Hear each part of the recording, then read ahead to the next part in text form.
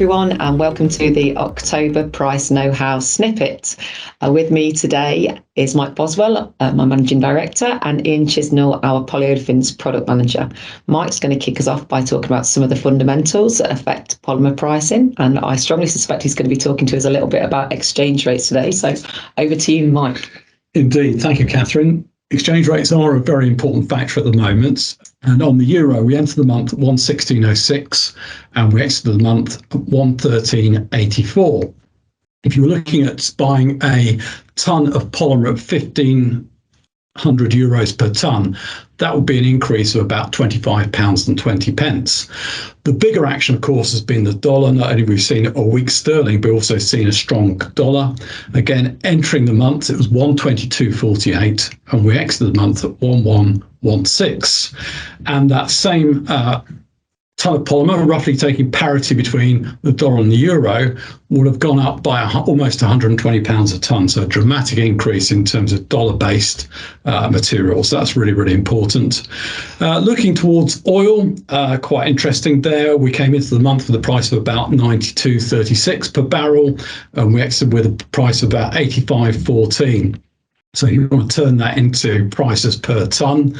The average was around about £598 a tonne.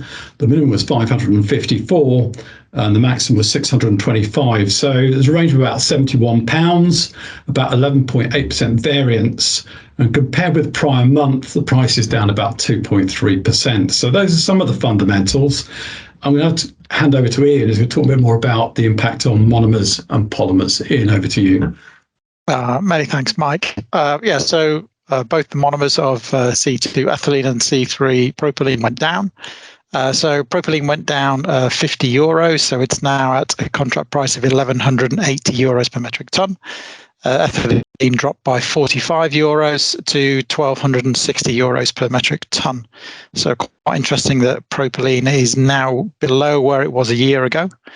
We're also seeing a continued widening gap between propylene and ethylene. So main reason for that is that downstream use of propylene is very, very weak. As Mike's mentioned in some of these snippets from previous months, propylene is also produced, if you like, accidentally as a byproduct of refining. So there's just simply an excess of propylene in the market. There's just a lot of it available. I think for the first time in quite a few months, since sort of early summer, late spring, we're not going to see these decreases in monomers pass through to polymers. I think the reason for that is we're going to see an awful lot of pushback from most of the major producers in Europe. You'll probably be aware of some announcements of energy surcharges, and there's a definite attempt to reverse the recent price falls with either an energy surcharge or an out-and-out announcement of price increases, ranging somewhere in the region of €100 to €200 a tonne in early indications. Whether that sticks or not remains to be seen, but what I'm fairly certain of is that we're not going to see any further reductions going into October. Some grades may see some significant swings back into sort of large increases, others may see rollover. But as Mike mentioned before, exchange rate's going to be a big factor. So whatever happens in pound terms, we are going to be looking at increases in October. Thank you. Hey, thank you so much, Ian. Thank you, Mike. As always, a fuller edition of Price Know-How will be out sort of middle of the month.